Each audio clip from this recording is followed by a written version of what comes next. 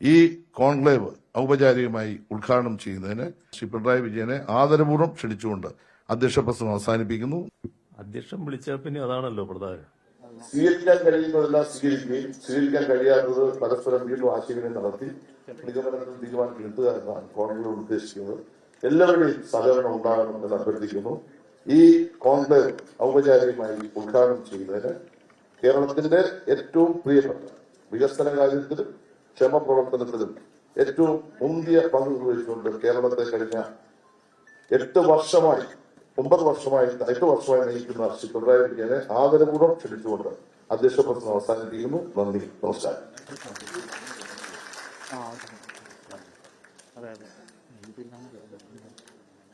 നല്ല സിനിമയ്ക്കും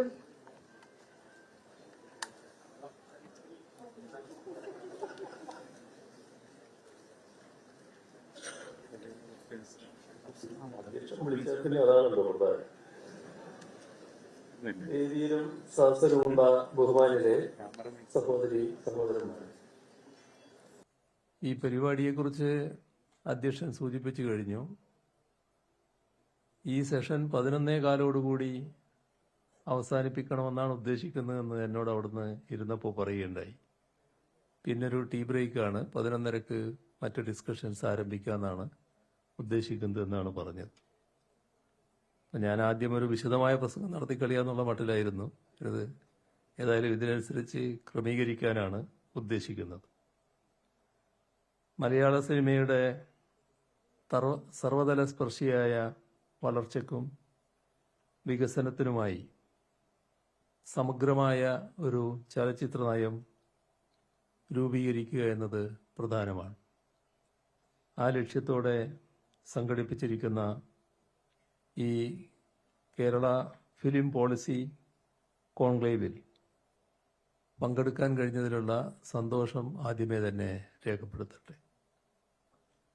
മറ്റ് പല കാര്യങ്ങളിലും രാജ്യത്തിനാകെ മാതൃകയായി തീർന്ന കേരളത്തിൻ്റെയും മലയാള സിനിമയുടെയും ശ്രദ്ധേയമായ ചുവടുവെപ്പാണ് ചലച്ചിത്ര നയ രൂപീകരണവും അതിനായി സംഘടിപ്പിക്കപ്പെട്ടിരിക്കുന്ന ഈ കോൺക്ലേവ്.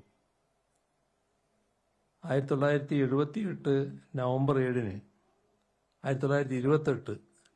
7 തിരുവനന്തപുരം ക്യാപിറ്റോൾ തിയേറ്ററിൽ പ്രദർശിപ്പിച്ച JC ഡാനിയലിൻ്റെ വിഗതകുമാരനിൽ നിന്നാണ് മലയാള സിനിമയുടെ ചരിത്രം തുടങ്ങുന്നത്. ആ തിരുവനന്തപുരം തന്നെ ഇത്തരമൊരു ഉദ്യമത്തിനും വേദിയാകുന്നുവെന്നത് ശ്രദ്ധേയമായ കാര്യമാണ്.